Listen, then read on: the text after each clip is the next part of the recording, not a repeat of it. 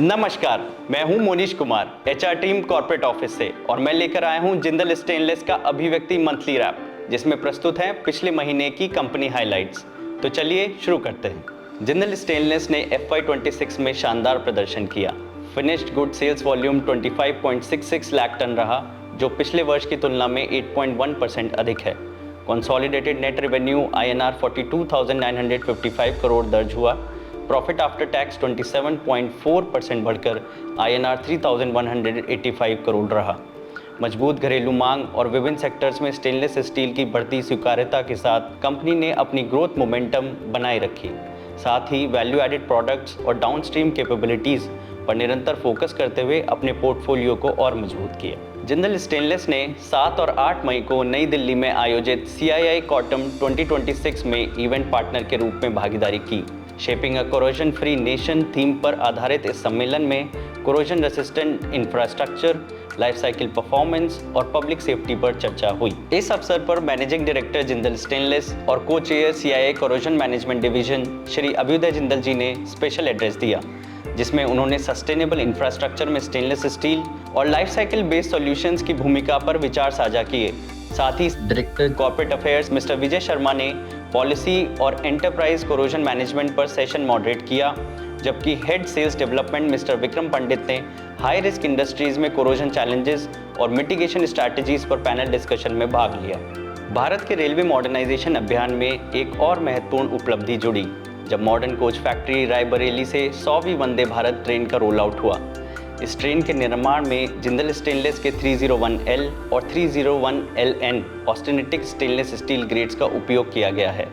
बेहतर corrosion resistance, crash safety, fire protection and higher strength to weight ratio जैसी विशेषताओं के साथ ये ग्रेड्स आधुनिक रेल ट्रांसपोर्ट के लिए आदर्श हैं। चेयरमैन श्री रतन जिंदल जी ने हिसार और जाजपुर यूनिट्स में स्टेनलेस फैमिली के साथ अपनी एनुअल इंटरेक्शन के तहत कर्मचारियों को संबोधित किया।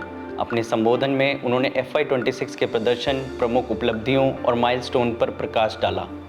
उन्होंने कर्मचारियों के निरंतर योगदान की सराहना करते हुए आने वाले वर्ष के लिए कंपनी की स्ट्रैटेजिक प्रायोरिटीज़ भी साझा की। कंपनी के वरिष्ठ अधिकारी इस अवसर पर उपस्थित थे। हिसार यूनिट को zero waste to landfill certification में प्लैटिनम प्लस रेटिंग प्राप्त हुई, जो इस फ्रेमवर्क का सर्वोच्च स्तर है। ब्यूरो वेरिटास इंडिया द्वारा सत्यापित इस उपलब्धि में FY 2024-25 के दौरान 99.99% वेस्ट डाइवर्जन रेट दर्ज किया गया, जो रिसाइकलिंग, रीयूज और रिकवरी के माध्यम से हासिल किया गया। ये उपलब्धि सर्कुलर इकोनॉमी और रिस्पॉन्सिबल मैन्युफैक्चरिंग के प्रति JSL की प्रतिबद्धता को दर्शाती है। स्टेनलेस एकेडमी ने 7 मई को चेन्नई में आयोजित तमिलनाडु हायर एजुकेशन समिट 2026 में जिंदल स्टेनलेस का प्रतिनिधित्व किया।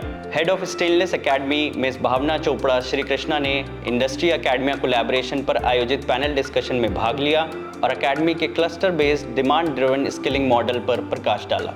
स्टेनलेस एकेडमी ने Haryana state board of technical education के साथ अपना MOU अगले 3 वर्षों के लिए नवीनीकृत किया है। इस साझेदारी के तहत हरियाणा के एक और गवर्नमेंट पॉलिटेक्निक में स्टेनलेस स्टील इलेक्टिव प्रोग्राम शुरू किया जाएगा।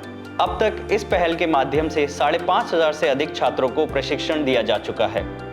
जिंदल स्टेनलेस को इकोनॉमिक टाइम्स के 2 प्रतिष्ठित मंचों पर सम्मानित किया गया।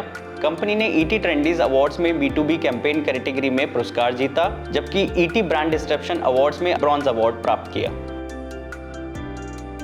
इसी के साथ हमारी हाइलाइट समाप्त होती हैं।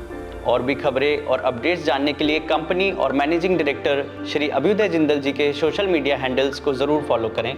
हमें आपके फीडबैक का इंतज़ार रहेगा। अपने सुझाव corporatecommunications@jindalstainless.com पर ज़रूर भेजें। मिलते हैं आपसे अगले महीने। तब तक जागरूक रहें, स्वस्थ रहें और अपना ध्यान रखें। धन्यवाद।